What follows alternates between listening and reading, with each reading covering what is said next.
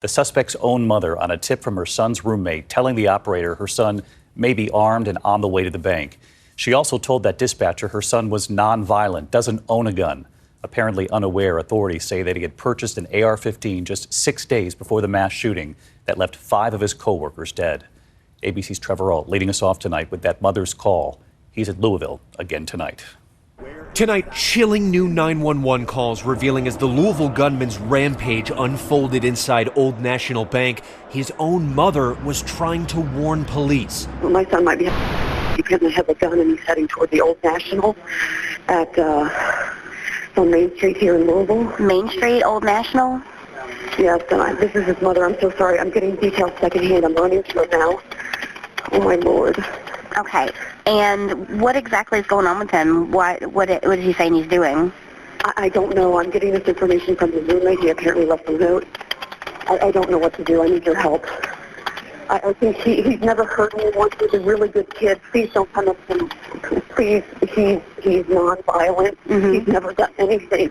Please. Okay. And you don't believe he owns guns? I know he doesn't own any guns. What that mother apparently didn't know is that he'd purchased an AR-15 just 6 days prior. And as the shooting began, more calls coming in. You can hear the fear and the gunfire from this caller hiding in a closet. Is that shots fired? Yeah. Okay, just stay quiet. Officials say the shooter first opened fire in a crowded conference room meeting. Another caller was attending virtually over Microsoft Teams. And how do you know you have an active shooter on the site? I just watched it. How'd you watch? You watched it on meeting? On a Teams meeting? This video's still going. Oh my God! I can't see anything now. Except for someone on the ground. Stop right here. Back up. 3 minutes after those first 911 calls, officers Nicholas Wilt and Corey Galloway arriving on scene. As they approach, Officer Wilt shot in the head. Officer Galloway grazed by a bullet, still killing the suspect moments later. Suspect down! Get the officer! But even with that swift response, 5 people were killed, many more injured. The chief medical officer at the hospital treating the victims talking about the damage done by an AR-15 round. The rifle rounds pulverize and liquefy tissue because of how fast they're moving. They powder bone. They tear large gaping holes in tissue. You don't see that with a handgun. You simply don't. Overnight, the family of Connor Sturgeon writing, "No words can express our sorrow, anguish, and horror at the unthinkable harm our son Connor inflicted on innocent people, their families, and the entire Louisville community." Adding, while Connor had mental health challenges which we as a family were actively addressing, there were never any warning signs or indications he was capable of this shocking act. And Trevor Ault back with us again this evening from Louisville. And Trevor, we know there was just a vigil held in that community. And of course, everyone now has heard this 911 call, the suspect's own mother. Obviously, we now know he bought that AR-15 6 days before the shooting, according to authorities. And you just read that family statement tonight saying their son had mental health challenges. It was being actively addressed. But many are going to ask as we move forward here, is there nothing in the system that alerts authorities of mental health issues when he was able to buy that AR-15 legally just days before the shooting? Not particularly, David. There is no Kentucky law preventing a person who is undergoing mental health treatment from buying a gun legally, and Kentucky law also prevents authorities from destroying this shooter's AR-15. Instead, it is probably going to be auctioned off to the public. David. Trevor Ault leading us off tonight. Trevor, thank you. We turn now to growing concerns after that massive fire in Indiana. Some 2,000 people under evacuation orders. It is still burning tonight. The images coming in more than 24 hours after it broke out at a plastics recycling plant. Firefighters still battling the flames, and it could take days to put this out. And now we learn authorities were concerned about this plant long before. Tonight, hear the anger and, of course, the question, when will it be out and when can thousands come home? ABC's Alex Brachet on the scene for us tonight. Tonight, frustration and anger in Richmond, Indiana, after this recycling plant fire many say should never have happened. We were aware that what was operating here was a fire hazard. So this was a fear for us and why we've taken so many steps to prevent this from happening. The city of Richmond had ordered the business owner to clean up, but officials say they were ignored. Satellite images show the buildup of recyclable materials outside the facility over the past decade. Overnight, first responders containing the flames, but they're expected to burn for days. Officials believe it started Tuesday afternoon. A semi-trailer caught fire. The blaze spreading to this abandoned recycling facility. Evacuations ordered for more than 2,000 residents within a half mile. Others outside the evacuation zone asked to shelter in place. Health officials say that breathing in toxic particles found in smoke could cause burning of the eyes, tightening in the chest, bronchitis, and aggravate asthma. Nikki Williams and her family forced out of their home. What's your biggest concern now? David, the EPA is on the ground monitoring the situation. We reached out to that facility's owner for comment and have not yet heard back. But David, as you can see, that fire is still burning tonight. David? Alex Bechet there in Richmond for us. Alex, thank you. Outside New York City tonight, firefighters also battling a rare and large wildfire in Ocean County, New Jersey, about 90 miles from New York. The fire burning across nearly 4,000 acres. Flames at one point shooting up 200 feet into the air. 170 homes evacuated overnight. Fire officials now say the fire is at least 60% contained at this hour. Families are just now being allowed to return home. The cause of that fire is still under investigation. We turn to Tennessee tonight, where the second Democrat expelled from the state house after a gun control protest has his job back tonight. Justin Pearson was reinstated by a unanimous vote of his local board of commissioners. And now Senate Democrats in Washington are asking the Justice Department to investigate these expulsions. Alex Perez in Nashville tonight. Tonight, a major win for Justin Pearson as Shelby County officials in Tennessee using their power to unanimously reinstate the representative. Reclaim democracy! Energized, Pearson addressing supporters who marched through Memphis today. They tried to kill democracy! Yeah. They tried to expel the people's choice and the people's vote! Yeah. And they awakened a sleeping giant! Representative Justin Jones reinstated Monday. Expelled. Both black Democrats ousted by the Republican-led legislature. We will not be silent. After taking to the floor of the chamber, demanding something be done about gun control. Just days after 3 9-year-olds, a custodian, a teacher, and a principal were killed in a school shooting. Fellow Democrat Gloria Johnson, who is white, spared expulsion by 1 vote. And tonight, late word, Senate Majority Leader Chuck Schumer has asked the DOJ to investigate whether Tennessee Republicans who ousted the pair violated the Constitution or civil rights laws. And David, Representative Pearson will be re-sworn in right here on the steps of the Capitol tomorrow morning, officially returning to the legislature. David? All right, Alex Perez in Nashville again tonight. Alex, thank you. We turn now to those leaked top-secret Pentagon documents tonight, what we're now learning about a U.S. military special operations team inside Ukraine and what they're doing. And tonight, Ukraine now responding to those U.S. concerns revealed in this leak. Our Ian Panel inside Ukraine tonight. Tonight, shockwaves from the massive leak of classified documents being felt by US allies around the world, and nowhere more than here in Ukraine. The top-secret files suggest potential problems for Ukraine, including a dire shortage of air defense missiles. And now, a US official confirming to ABC News that American intelligence thinks a spring offensive is unlikely to capture as much territory as last year's counteroffensive. Tonight, the head of Ukrainian military intelligence saying he spoke to his US counterparts within hours of seeing the leak. In his first interview since they became public, Major General Budanov telling ABC News Ukraine has launched its own investigation, including whether all the documents are authentic. Budanov accuses Russia of trying to weaken relations with Ukraine's partners and destabilize the situation. So you think there's a Russian mole inside the Pentagon? Budanov will only say some documents look authentic and appear as some sort of spying operation. And tonight, the State Department confirming 2 Americans have died while volunteering to fight in Ukraine.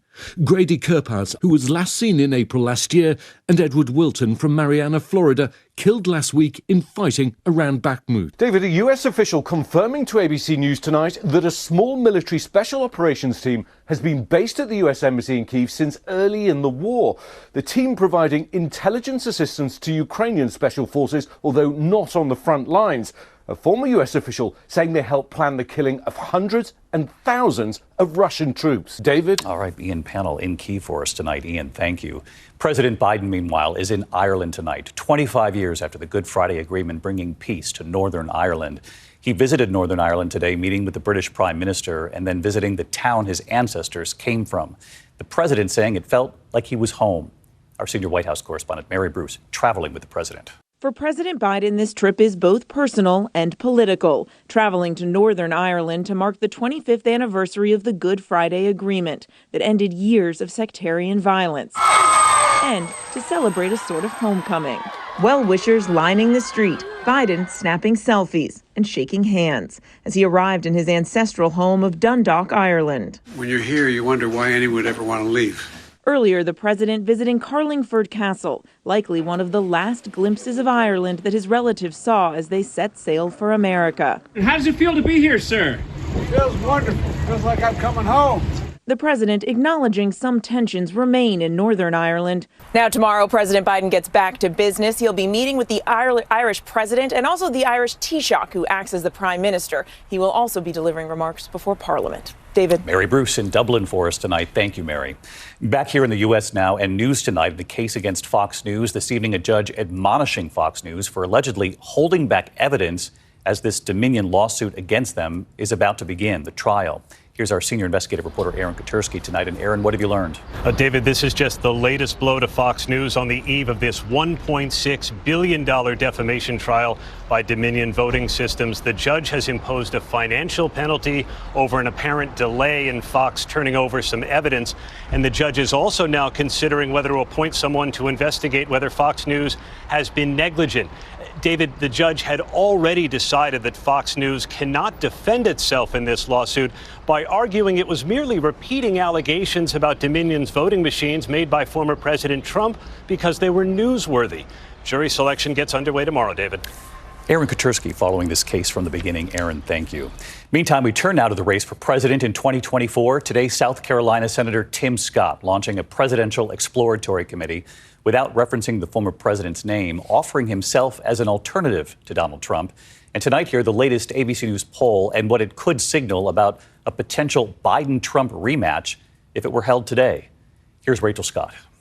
Tonight, Republican South Carolina Senator Tim Scott all but announcing he's running for president in 2024, presenting himself as an optimistic alternative to Donald Trump without saying his name. Today, our country is once again being tested. Once again, our divisions run deep, and the threat to our future is real. Joe Biden and the radical left have chosen a culture of grievance over greatness. The Senate's only black Republican insisting Democrats, quote, weaponize race to divide us, pitching his life story as proof of a different path forward. I was raised by a single mother in poverty. The spoons in our apartment were plastic, not silver, but we had faith. We put in the work, and we had an unwavering belief that we too could live the American dream. And he refused to take on Trump when asked how he would defeat the former president in the Republican primary. I think we're better off having a conversation about beating Joe Biden. But the question among Republicans right now, which candidate can actually do that? An ABC News Ipsos poll taken after Trump was arrested and charged last week shows just 25% of voters have a favorable opinion of him. President Biden's favorability numbers 9 points higher. Senator Scott also made no mention of the other South Carolinian in the race, former Governor Nikki Haley, who appointed him to the Senate in 2012. He has a stop in New Hampshire tomorrow before rallying voters in his home state of South Carolina at the end of the week, David. Rachel Scott, who's covering this race for the White House already for us. Rachel, thank you. We turn to the economy tonight, and inflation is cooling. Last month, the U.S. saw the smallest annual increase in nearly 2 years of watching this.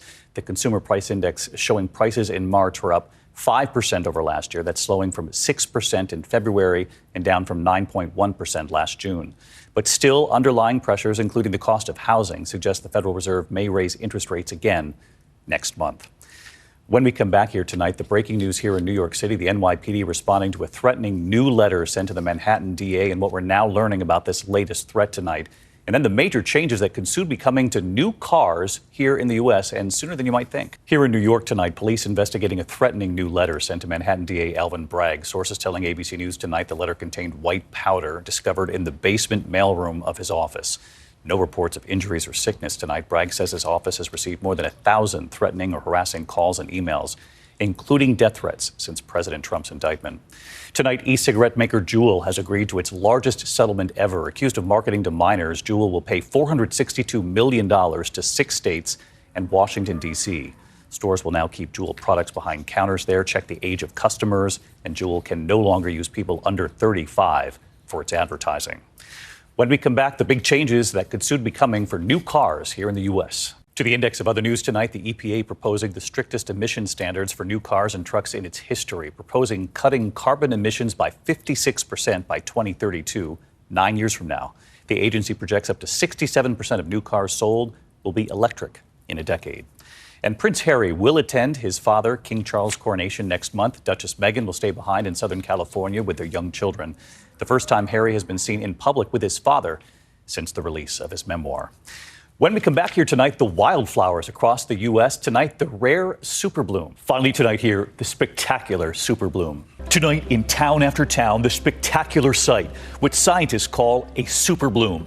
A rare phenomenon when heavy rainfall causes seeds in the ground, sometimes many years old, to sprout and bloom all at once. In Lancaster, California, the golden poppies. In Santa Margarita, California, the yellow wildflowers along Highway 58. And in Apache Junction, Arizona, the African daisies. I thought it was a painted mural. Usually you just think, desert, cactus. And right here tonight. Hello, David. Hillary Collier from Northern California's Mount Tamalpais State Park. Our lupin has been coming up in the last few days.